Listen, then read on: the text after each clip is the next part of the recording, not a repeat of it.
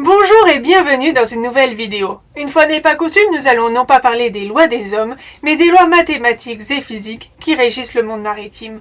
Aujourd'hui, nous allons parler de la mesure du phénomène des marées. Avant de commencer, n'oubliez pas de me soutenir en vous abonnant et en likant ma vidéo si vous aimez mon travail.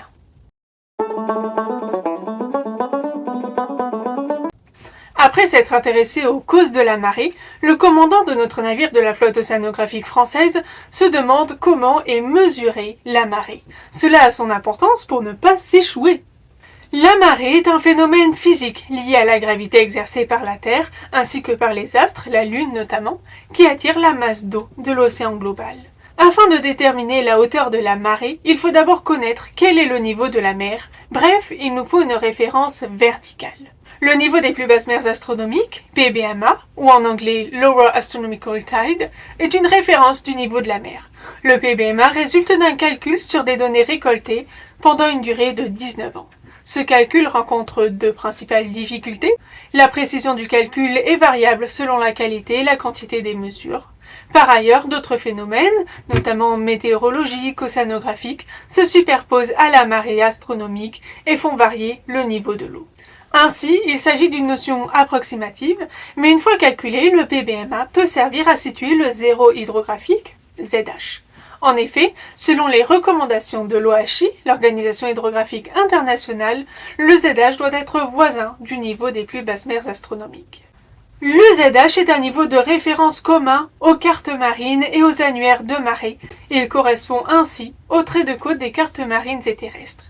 L'estran est la zone située entre le PBMA et le zéro des plus hautes mers. Il est établi pour la France en 1969 et est basé sur le niveau moyen observé à Marseille à la fin du XIXe siècle par le marégraphe de Marseille. En métropole, on compte 15 zones de marée. Le ZH est donné pour un port de référence. La zone de marée est définie par ses limites géographiques, son port de référence où le ZH est déterminé et une relation de concordance en hauteur de marée pour chaque port secondaire de la zone où le ZH est choisi en accord avec le ZH du port de référence.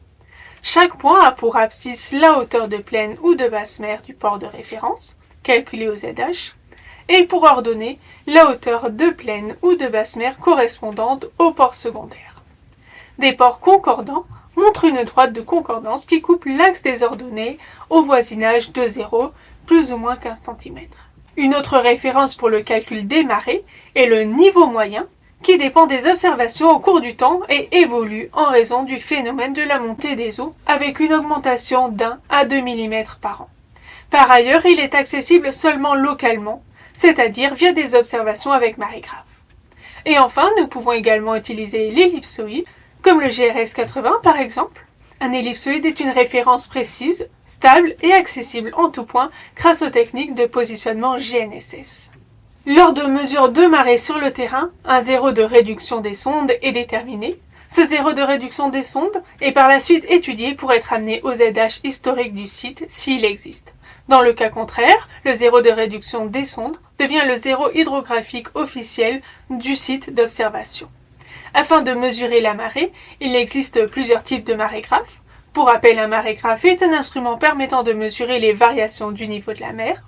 On peut utiliser un marégraphe automatique qui est fixe et constitué d'un flotteur dans un puits dont les variations au gré des marées sont retranscrites initialement via un système de poulies et d'engrenages sur un feuillet de papier enroulé autour d'un tambour et de nos jours en utilisant des capteurs radars pour mesurer les variations de hauteur d'eau. On en retrouve depuis le milieu du XIXe siècle à Marseille et à Brest. Il y a également des marégraphes immergés qui fonctionnent avec la pression, puisque la pression est fonction de la profondeur, 1 bar par 100 mètres. Les marégraphes côtiers numériques ou encore, plus artisanales, l'échelle à marée. Il est enfin possible d'effectuer un levé à l'ellipsoïde de notre navire de la flotte océanographique française avec correction en effectuant la réduction des sondages. Pour être encore plus précis, il faut prendre en compte la pression atmosphérique pour corriger la surcote ou la décote, car le volume d'eau évolue en fonction de la pression atmosphérique, ce qui joue donc sur la hauteur de la marée. En France, c'est le CHOM, le service hydrographique et océanographique de la marine, qui est chargé de l'observation du niveau de la mer au travers du réseau RONIM, réseau d'observation du niveau de la mer, dans le cadre de ses missions de service public, notamment de sécurité maritime et la conception de ces produits, les prédictions de marée ou encore les cartes de navigation. Le réseau RONIM est composé d'une 50aine de marégraphes situés sur les côtes de France métropolitaine et outre-mer, dont les données sont transmises en temps réel sur le portail data.chom.fr. J'espère que cette vidéo vous aura été instructive et que vous apprécierez également les prochains épisodes. À bientôt dans une nouvelle vidéo!